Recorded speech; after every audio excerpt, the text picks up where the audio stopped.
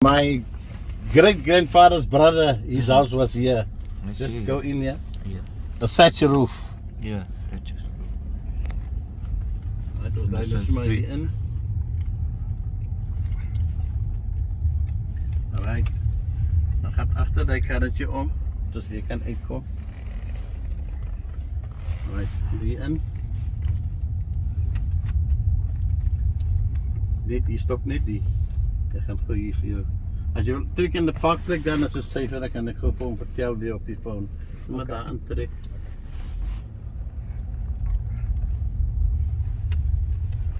Careful.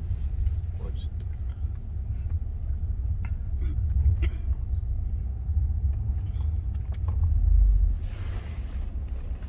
Can I park here? Yeah, it's fine. And go straight through.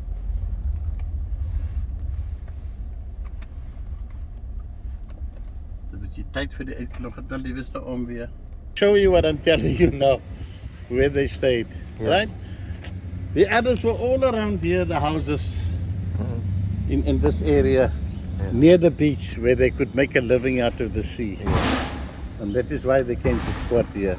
Yeah. So we can knock and we take a walk to the beach and we can have a look at the beach where they made their living. Okay. Okay? Yeah, yeah. We walk. Yeah.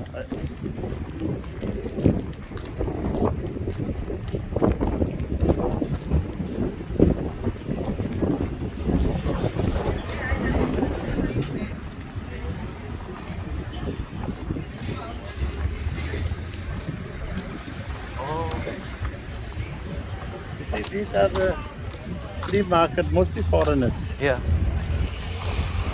Every day flea market. Every day. Not only weekend. Every day.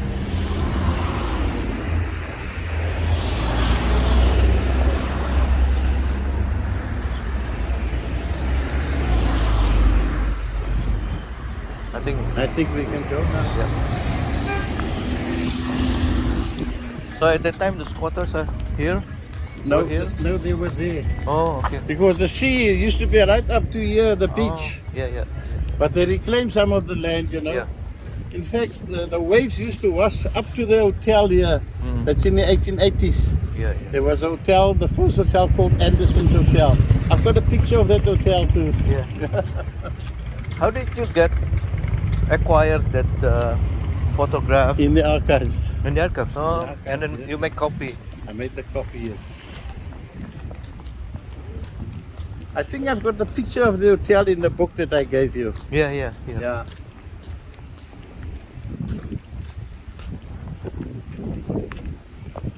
They did this now in the last couple of years, the promenade.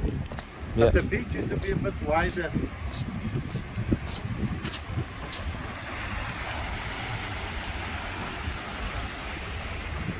Strand Beach. Yes. And that jetty was built in the 1940s. Okay. And we used to swim. There were these bars, you know. Yeah. Held onto that and we started to learn to swim here. So we could all swim.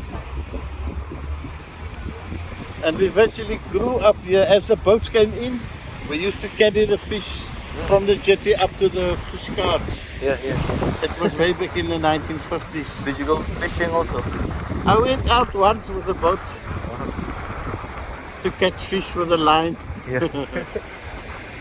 But many of them also drowned in this bay. Yeah, yeah. Like one of the guys who came with Imam up to Samad, his name is Uncle Taluddin. He drowned here the 15th of February 1842. He also married a slave woman. Yeah, yeah. I wrote a story about him to Uncle Taluddin. Yeah. And apart from that, many of them drowned in 1878. Iyamuddin Daniels drowned here. And then there's another guy, Abdul Wafi, in the same period also drowned. Then in 1906, 4 Muslims drowned in the bay there. 1945, another 4 drowned. Maulana Karan's uncle, mother's brother, he also drowned here in 1944. Yeah. So the sea gave them life, but it also took life. Yeah, yeah. That's the sad part of it. Yeah. So you grew up here how many years? I was born here in 1938 and we stayed here until 1948. Then we moved up to the halfway. My father bought a big house there, so we moved up there. Yeah, yeah. Yeah. And this is where it all started. They made a documentary called Shoreline. Shoreline. Yeah. Shoreline. And I think I'm episode 6 in that, where they did a shoot here on the beach with me, and I related the story of the settlement. And I had the map also to pinpoint where they stayed here. Yeah. They had a repeat of that on TD1, I think, Shoreline. Maybe a South African company. They did all the fishing villages along the coast. Yeah. So they included me in their what you call a series. Yeah, because you're very reliable, knowledgeable resource for them. So listen to this Afrikaner, you know. Yeah. I think something brew films, homebrew films. So after the shoot, I said, look, you've used my time, you've used my intellectual property, Yeah. and I do expect that I've used my own transport. You're gonna make money with the documentary. What are you paying me? Yeah. So he says to me, no, we're giving you exposure. I said, no, I don't need exposure. Yeah, you don't need that. You want to use my information, make money, and don't want to pay me. But I leave it to your conscience. And then they paid me 200 an hour, which was peanuts. Yeah. But in any case, so subsequently when they came to me, I first make arrangements. Then one guy came from Pretoria. He went to your embassy. He wants to make a documentary on journalism. Okay. But he wants to get you people to fund it. He phoned me. He says, I'm flying down from Pretoria. I said, you're welcome. But mine is 500 an hour. Yeah. The big Afrikaner guy, and he came to my house, and the wind was blowing in the kramat, you know. I said, look, it's not going to work on the mic. The wind is going to interfere. Let's do the recording in my lounge. Yeah. Right? He was a professor of theology at Pretoria University. Yeah. But I looked at him a big boerman to say for, ek sê vir my Afrikaans, Yeah. but you don't look very holy for me.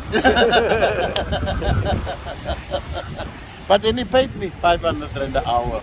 Yeah, because the amount of labor And you exactly in spend time to do the to research. do research. Yeah. And then there was another white lady who was writing a book about the slaves involved in the wine industry. Yeah. But she was commissioned by the wine people. So I said, no, it's 1,000 rand for the interview. Yeah. And she came and she paid me. But I donated the money to the school for the building project. Yeah. Alhamdulillah. No, I charged them. But when people from Tunisia, I did it free for them. Terima kasih. But you say sometimes because history, it depends on the narrative. We rely upon you, Pak Roda, to give the true information, true narrative, because there's always interest in like Especially if you've been part of it. Yeah. You grew up in that community. Yeah, You've been yeah. part of it all the way. And your forebears, they were the suburb that we are standing here. You know the word suburb? Of course, Yeah, that we are suburb. standing Yeah, here the suburb, today. yeah. The suburb. Alhamdulillah. And I thank Allah for one thing. He's given me long life and good health. Yeah. I don't want money or rewards or anything now. It's something that you leave behind. It's a legacy that you leave behind. Yeah, true. For others to know when they come after you. In fact, I'm also inspired by your writing, because the only thing that leaves legacy, of course, the pahala is like the deed that you do, and the writing that you leave is actually immortalized. Your thought is I'll tell you immortalized. this. I'm lying with the twang. Yeah. You saw the kramat, the slabs there? Yeah. My name is Ibrahim Roda, so I'm with the twang. Let me see if I can get the